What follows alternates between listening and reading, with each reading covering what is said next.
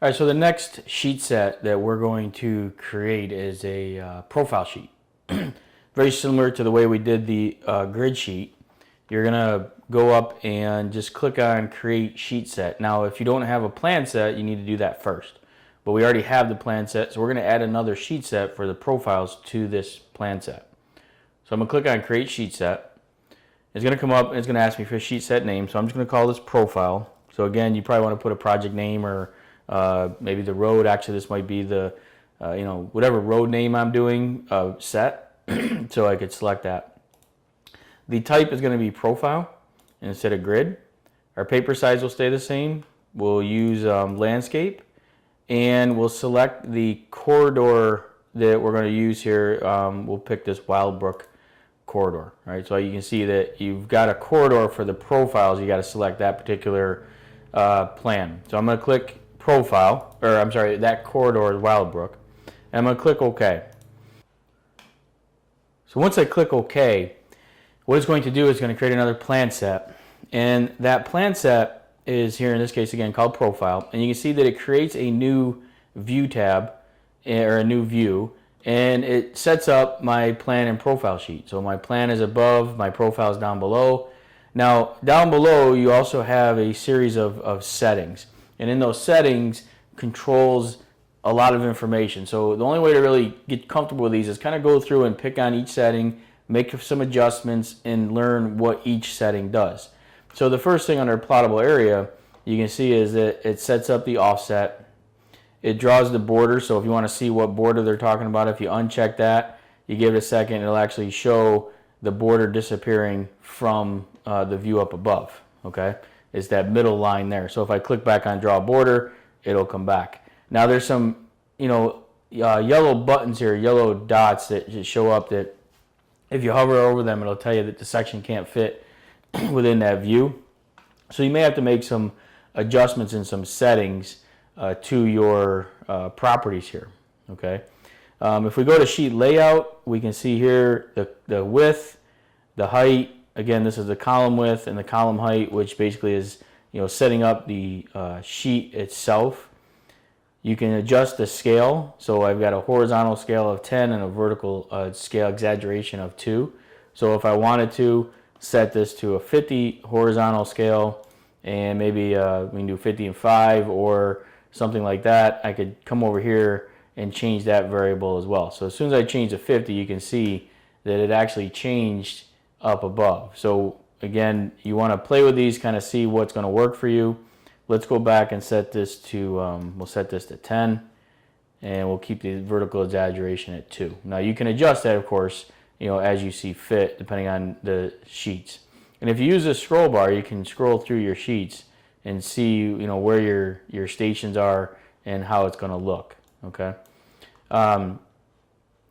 Some other settings under sheet layout, you've got the scale, where the plan's located. If you scroll down a little bit further, your station layout, can be top to bottom, drawing the border, and the properties for that. And you can also put a vertical separation between the two views. Okay.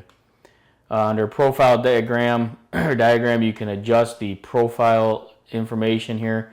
So you can limit the profile by a station range, a maximum width, so on and so forth, right? So there's some other variables you can put in here. The plan set or the plan setting, where it's positioned, the DynaView layer, the DynaView filter. So here's where I change that filter to my filter. So it only shows certain information on the plan view. You can set up other properties here for the border or the boundary layer, and you can put a north arrow in as well. All right, and you put a north scale. So what it'll do is it'll put a north arrow on every single sheet within that plan view. And then as you work your way down, you got the grids and axes. So here I got grid settings. So there's a plus button there, expands the additional settings. This is what controls your axis settings, your grid settings. All right, so what layer the information's on, what the grid looks like, if you want full grids or just ticks. Like I said, there's a lot of settings in here. You just got to kind of work through.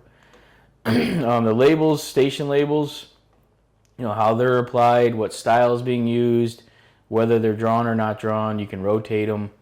So again, you just working through the settings. Under surfaces, if I had more than one surface, you'd be able to select that. And then on there, you'd be able to set the layer and the color for that. So my design, maybe I want my design layer or my design surface to show up in this bright green here. So when I select on that, you can see it changes up above. You got reference lines, which we don't have any, but if we did, they would show up. You can go into your design labels. So if I expand that, and you can see that each property of the design has different settings. So if I look at the vertical point of curvature, I've got labels and I've got lines. So you come in here and you create additional labels or edit the label style by expanding those properties. All right, so you just got to come in here and again adjust those. And when you adjust one, you look up above, get it the way you want it to look, right? You can zoom in and stuff and get it to display properly. So here you can see what's going on here is controlling what is happening up in here. All right, so if I add slope labels, if I want to change like my point of beginning information, so if I go to point of beginning here, under labels, under this VPOB, you can see it says VPOB in a station. Okay, so that's that smart text for the stationing, the name of it, and then the offsets and the rotation and the layer that it's on. Okay. Again, scrolling down, there's others, vertical curve, and then a profile table as well. So you can do a curve table and a profile table if you wanted to. All right, but once you get all those settings done, and that's kind of the most time-consuming part, you go through and make those settings. Then simply just right-click on profile and tell it to build the sheets. So you're just going to select build sheets. Again, you're going to expand this, and now you got all the sheets. So it created 7 sheets broken out based on their stationing of what's in each view. So I'm going to right click on one of the sheets and go to new sheet view, and now you can see that we have that sheet. And again, just like we did with the other one, I can jump to the third sheet and see what that looks like. I can place information on there.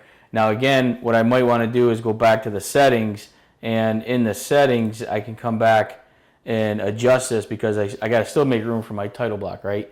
Or maybe I adjust the grid so that the views are smaller and I put my title block along the bottom. So it's completely up to you, but the same concept would apply of what you're doing on this sheet as well as the other sheets that we showed you earlier with the plan grid sheet. So there's my profile and my site layout.